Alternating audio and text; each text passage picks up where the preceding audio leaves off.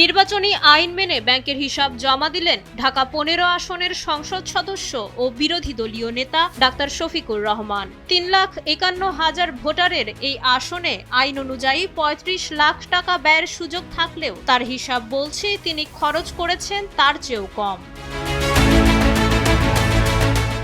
১২ March বৃহস্পতিবার নির্বাচন কমিশনে জমা দেওয়া এই হিসাব অনুযায়ী তার মোট ব্যয় হয়েছে ৩২,৫৮,২৩৮ টাকা। ব্যয় বিবরণী অনুযায়ী প্রচারণার পেছনে খরচ হয়েছে সবচেয়ে বেশি ১৫,৫৫,৫৫০ টাকা। এছাড়া জনসভায় ৫,৪৫,০০০ এবং নির্বাচনী ক্যাম্পে ৪,১৭,৬৪২ টাকা ব্যয় করেছেন তিনি। প্রযুক্তি নির্ভর প্রচারণার অংশ হিসেবে সামাজিক যোগাযোগ মাধ্যমে ব্যয় হয়েছে ৭১,০৬০ টাকা।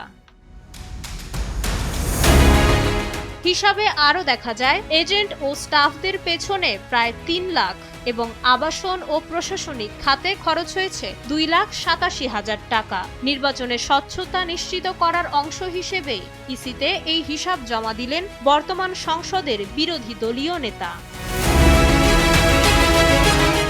মাইশা মালিহা, সময়ের আলো।